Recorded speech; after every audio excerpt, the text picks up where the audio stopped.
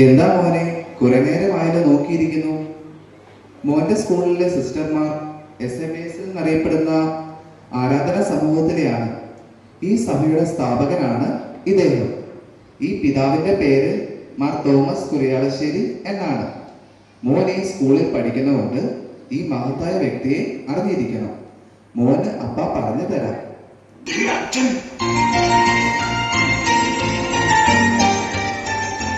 കൊച്ചു സ്തുതിയായിരിക്കട്ടെ. എന്നെ ഓർക്കുന്നുണ്ടോ എന്നറിയില്ല. പഴയ ആ കാളവണ്ടിക്കാരൻ ഫിലിപ്പോസേട്ടനാണേ. അച്ഛൻ പണ്ട് കുഞ്ഞായിരുന്നപ്പോ കാളവണ്ടിയിൽ കയറ്റി ഞാൻ ഒരുപാട് കൊണ്ടുപോയിട്ടുണ്ട്. ഞാനൊന്നും മറന്നിട്ടില്ല ഫിലിപ്പോസേട്ട. ആ കാളവണ്ടിയൊക്കെ ഇപ്പോഴും ഉണ്ടോ? ഉണ്ടെന്ന്. പക്ഷെ കാള മാത്രമില്ല. ഒന്ന് ചത്തപ്പോ മറ്റതിനെ ഞാനങ്ങ് വിറ്റു. ചൗരി എന്താ ഒന്നും മിണ്ടാതെ നിൽക്കണത്? എന്നെ മനസ്സിലായില്ലേ? എന്റെ കുഞ്ഞു തോമാച്ച, നീ ചവരിയെ മറന്നില്ലല്ലോടാ. എന്താണോ ഇത്? അച്ഛനെയാണോ വിടാതെ വിളിക്കുന്നത്? നിനക്കൊക്കെ സംസ്കാരമില്ലേ? എന്തൊന്ന് സംസ്കാരം ഫിലിപ്പോസേട്ട. നിഷ്കളങ്കമായ സ്നേഹത്തിന് അതിർവരമ്പുകളില്ല. എന്റെ ചങ്ങാതി, നിന്റെ ആ പഴയ കുഞ്ഞു തോമാച്ച തന്നെയാണ്. നീ എന്നെ എവിടെ തോമാച്ച എന്ന് വിളിച്ചപ്പോ നമ്മുടെ ആ പഴയ കുട്ടിക്കാലമാണ് ഓർമ്മ വന്നത്. നമ്മളന്ന് മാങ്ങാനക്കുന്നിൽ പൂക്കൾ പറിക്കാൻ പോയതല്ല. നീ ഓർക്കുന്നുണ്ടോ ചങ്ങി?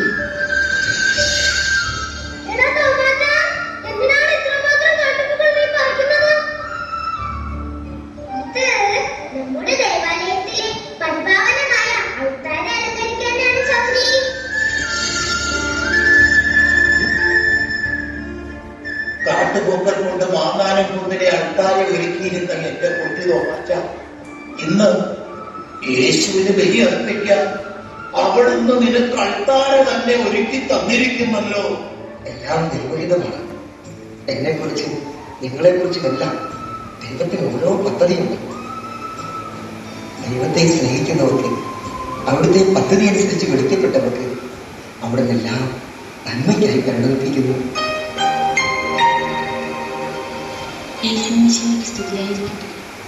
ഇപ്പോഴും എപ്പോഴും സ്ത്രീയായിരിക്കട്ടെ. എന്റെ പേര് ഫിലോമിന. വീട് ഇവിടെ അടുത്താണ്. എനിക്ക് ഒരു പ്രധാനപ്പെട്ട കാര്യം അച്ഛനോട് പറയാനുണ്ടായിരുന്നു. എന്താണ്? അച്ഛോ, എന്നാൽ പിന്നെ ഞങ്ങളത് കൊണ്ടു നിൽക്കാം. അന്ന് പോയേക്കരുത്. വിശേഷങ്ങൾ ഒരുപാട് ചോദിക്കാനുണ്ട്. അച്ഛനോട് സംസാരിച്ചിട്ടേ ഞങ്ങൾ പോകുന്നുള്ളൂ. ഫിലോമിനയുടെ വീട്ടിൽ ആരൊക്കെയുണ്ട്? എന്റെ ഭർത്താവ് മരിച്ചുപോയി. 2 വയസ്സുള്ള മകൾ ത്രേസിയും ഞാനും മാതാപിതാക്കൾക്കൊപ്പമാണ് താമസിക്കുന്നത്. പുനർവിവാഹത്തെ കുറിച്ചൊന്നും ആലോചിക്കുന്നില്ലേ? വീട്ടുകാർ അങ്ങനെ ആഗ്രഹിക്കുന്നുണ്ട്. പക്ഷെ ഞാൻ ആഗ്രഹിക്കുന്നത് ഈ ജീവിതം മുഴുവൻ ദൈവസേവനത്തിനായി അർപ്പിച്ച് ജീവിക്കാനാണ്. അതിനുവേണ്ടി പ്രാർത്ഥനാ നിരതയായി കഴിഞ്ഞിരുന്ന എന്റെ പ്രാർത്ഥന ദൈവം സ്വീകരിച്ചതായും സന്യാസ ജീവിതം നയിക്കാൻ ഒരു വൈദികൻ എന്നെ സഹായിക്കുന്നതായും ഞാനൊരു സ്വപ്നം കണ്ടിരുന്നു. സത്യത്തിൽ അച്ഛനെ കണ്ടപ്പോൾ സ്വപ്നത്തിൽ ഞാൻ കണ്ട ആ വൈദികന്റെ രൂപമാണ് ഓർമ്മയിൽ വന്നത്. അതെ, അത് അച്ഛൻ തന്നെ. സ്വപ്നത്തിൽ ഞാൻ കണ്ട ആ വൈദികൻ തോമസ് കുറിയാളശ്ശേരി അച്ഛൻ തന്നെയാണ്.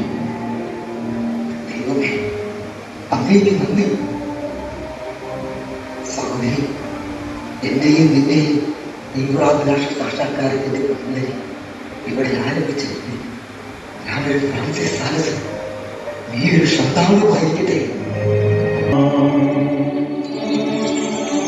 27-ാം തീയതി റോമിലെ സെന്റ് ജോൺസ് ലാറ്ററൻ ദേവാലയത്തിൽ വെച്ചായിരുന്നു പിതാവിന്റെ പൗരോഹിത്യ സ്വീകരണം.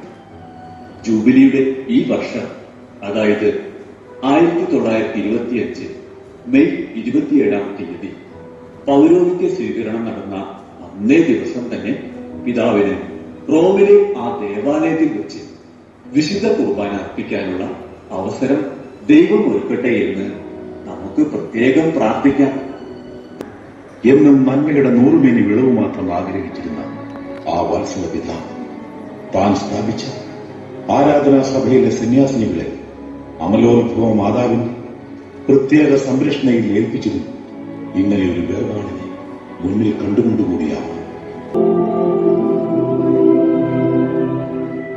പരിശുദ്ധ ദിവ്യകാരുണ്യത്തിൽ എഴുന്നള്ളിയിരിക്കുന്ന യേശുവിന്റെ തിരുഹൃദയത്തിന് എന്നേരവും ആരാധനയും സ്തുതിയും പുകഴ്ചയും ഉണ്ടായിരിക്കട്ടെ. 1925 ജൂൺ 2-ാം തീയതി ദിവംഗതനായ പിതാവിന്റെ ഭൗതിക ശരീരം ജൂൺ 4-ാം തീയതി എറണാകുളം മെത്രാപ്പോലിത്ത മാർ അഗസ്റ്റിൻ കണ്ടത്തിൽ പിതാവിന്റെ പ്രധാന കാർമ്മികത്വത്തിൽ കാംബോ വെനോമ സെമിത്തേരി പ്രോപ്പോഗാന്ത വക കല്ലറയിൽ എല്ലാവിധ ബഹുമതികളോടും കൂടി സംസ്കരിച്ചു.